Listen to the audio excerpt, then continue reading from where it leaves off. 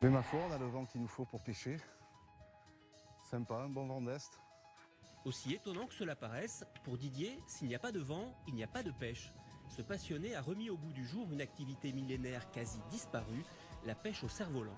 Le cerf-volant, il est relié au flotteur. Le flotteur est relié à ma ligne de pêche qui est ici, qui elle-même est reliée aux 1000 mètres qui sont emmagasinés sur ce treuil. 1 km de ligne, alors qu'un bon lanceur avec une canne à pêche dépasse difficilement les 100 mètres. Et il suffit de laisser le vent tirer le tout. De quoi pêcher en zone de chalutage, là où les poissons sont bien plus gros. Depuis le bord ici, on peut attraper du thon, des bonites, mais on peut aussi attraper des bars dans des tailles nettement plus conséquentes. En résumé, c'est de la pêche au gros, mais depuis le bord et en toute sécurité, puis au sec. Comme il est impossible de trouver ce type de matériel en Europe, Didier a décidé de le fabriquer. 3 ans de travail pour comprendre, tester et fiabiliser son matériel. 85 prototypes en moyenne par cerf-volant pour arriver à avoir quelque chose qui d'une part tracte la ligne, mais qu'ensuite je puisse ramener l'ensemble au bord et éventuellement le poisson pris dessus. Pris au jeu, il a même créé sa société.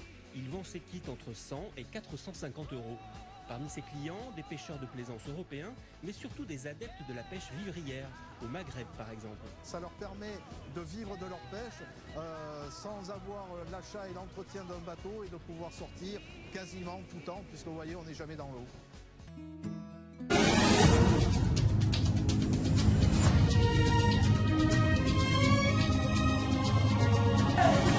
Et puisque l'on parle de tradition, rendons-nous maintenant sur le littoral girondin où se pratique en cette saison une pêche qui date de l'Antiquité. Une méthode aujourd'hui très utilisée dans les pays d'Océanie et du Maghreb. Son principe, pêcher les poissons au large tout en gardant les pieds sur le sable. On appelle cela la pêche au cerf-volant. Erwan Brem et Christelle Arfel. Savoir jouer avec le vent pour réussir à attraper du poisson. Pour assouvir sa passion, Didier Vialard n'a pas besoin d'une canne à pêche, mais d'un cerf-volant. Voilà, le cerf-volant, il tracte. Le flotteur à lestage va être la liaison entre l'air et l'eau. Et là, c'est la ligne de pêche qui, elle, va être sous l'eau, avec les hameçons.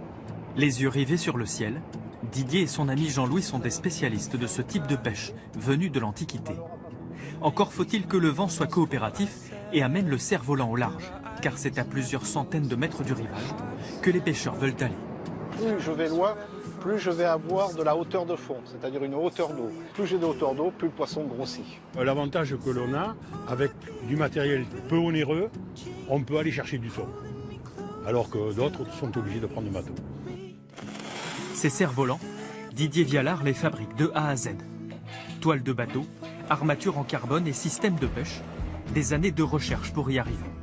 Chaque cerf-volant a généré à peu près une moyenne de 85 prototypes avant d'arriver au produit fini. La qualité qui est demandée à ces cerfs-volants de pêche, c'est d'être stable, parce qu'une fois qu'ils sont en l'air, ils vont rester en l'air toute la partie de pêche, c'est-à-dire des fois jusqu'à 8 heures.